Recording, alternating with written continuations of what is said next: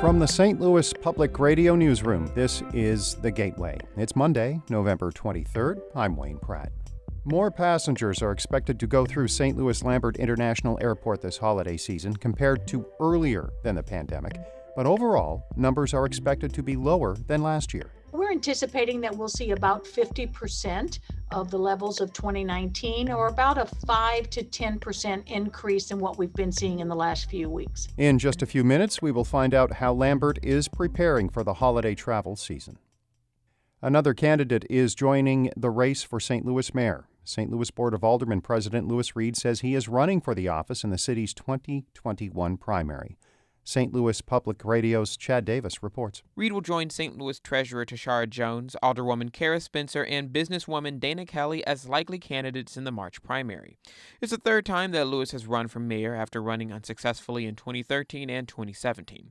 He says if elected, he wants to focus on the city's eventual recovery from the coronavirus pandemic, as well as police reform, economic empowerment, and other issues. Expanding education and access to education.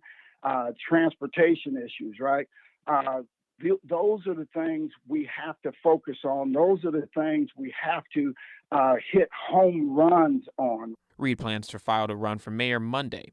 The primary will lead into the general election in April, where the top two vote-getters in the primary will face off. I'm Chad Davis, St. Louis Public Radio. Peabody Energy is slashing health benefits for retirees over 65 at the end of the year.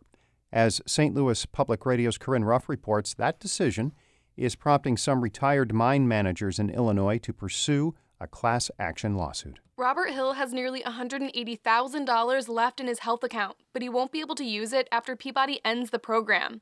The 76-year-old retiree of Willow Lake Mine in Harrisburg struggles with heart issues and diabetes. He says he depends on that money to pay for supplemental health, prescription, and dental insurance.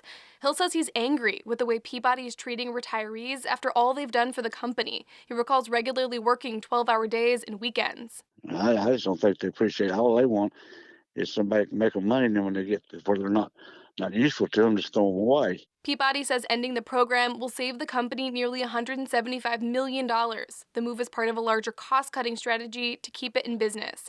I'm Corinne Ruff, St. Louis Public Radio. The Luminary and STL Made are collaborating on a public art project to inspire St. Louisans to change their community. The project features 8 billboards that highlight the region's art activism. Organizers say the initiative could also inspire people to stay engaged in local issues. The Luminary Executive Director, James McAnally, says it is also a way to display the work of prominent St. Louis artists. Through this moment where a lot of galleries and museums are shut down, we really wanted to do a project with local artists where we could pay them and commission them to work in a way that maybe they hadn't been able to, and on a scale that they wouldn't normally be able to. Artists received a commission for their work. McAnally says the billboards will stay up at least until December 3rd. The city of St. Louis hopes a partnership between job training agencies and the Electrical Workers Union will give more residents jobs in the solar industry. St. Louis Public Radio's Rachel Lippman reports. Sustainability Director Catherine Warner says because of limited funding, just 10 people will be able to get the training to install solar panels. Other applicants could be eligible for general job skills training through agencies like Employment Connection. Warner says the training will target people of color or those from low-income communities. She says despite the small size, the program will benefit the city by getting residents employed in green jobs. We've heard also that the solar providers would like to diversify their workforce. The Energy Foundation is covering the cost of the solar panel training. The job skills training will come from the existing budgets of the agencies offering it. I'm Rachel Lippman, St. Louis Public Radio.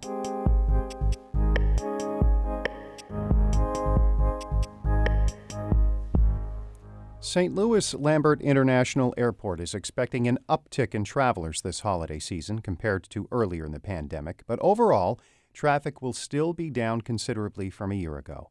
I spoke with Airport Director Rhonda Homney-Brugge about plans for the upcoming travel period. It's not going to be the levels we saw from 2019, but we're anticipating that we'll see about 50% of the levels of 2019, or about a 5 to 10% increase in what we've been seeing in the last few weeks. How tough has this year been for the airport? As March hit and the COVID started becoming more prominent, by the time we got to April, we saw our numbers be devastated. We did see an okay summer, and we actually saw October be our strongest month since the pandemic hit. So that was a little encouraging that we're continuing to see traffic levels come back. But if you look at the numbers year over year, I mean, we're still off, 55% of where our traffic volumes were. If you talk about revenues on the concession side, the parking side, ground transportation, all of those are off anywhere from 60 to 65%. It's been challenging to work through it. I think we have fared better than a lot of airports. We were in a good position before COVID hit. So that has helped us to stay healthy in terms of our finances. However, it's not without some pain as we go along the way. You used the word devastated. Can you expand on that?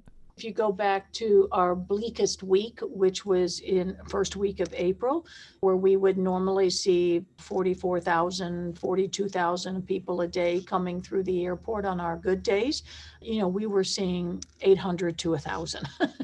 It had us rethink our business.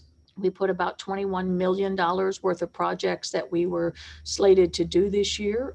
We canceled and or put on hold about 110 vacancies that we had at the time, and we were actively trying to fill those. So a lot of those have also been put on hold. So we still have about 95 vacancies at the airport. Of those, we're only trying to fill about 25. The rest of those we're continuing to put on hold. We really had to think very quickly about how are we going to stop the bleeding. We still have a large airport that we have to maintain and operate, and there are some costs that you just can't cut when it comes to that. So start thinking about how else do you cut cost without jeopardizing the safety of our passengers or the safety of our runway system. Do you think it will take the distribution of a vaccine to fully stop the bleeding?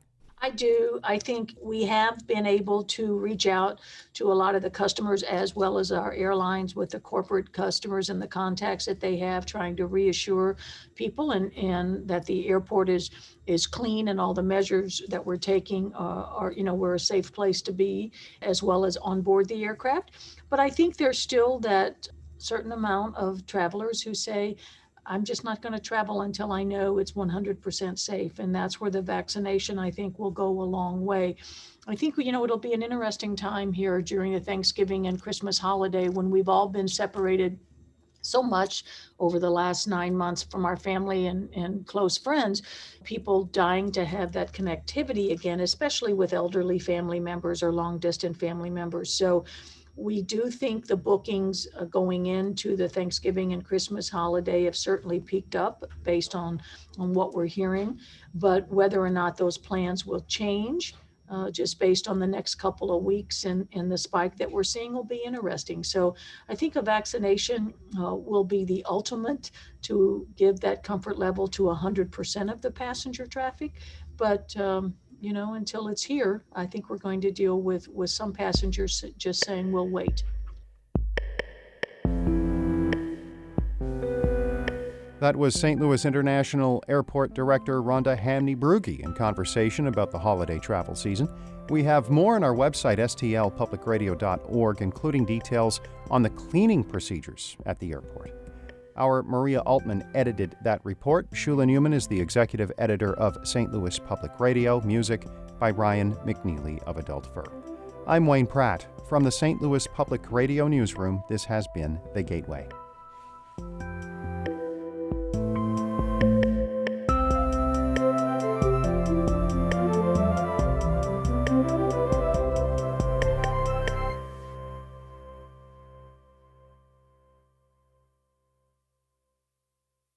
Support comes from the Missouri Forest Products Association, saluting Earth Day on April 22nd with an ongoing commitment to help offset carbon emissions with sustainable harvesting of Missouri forests.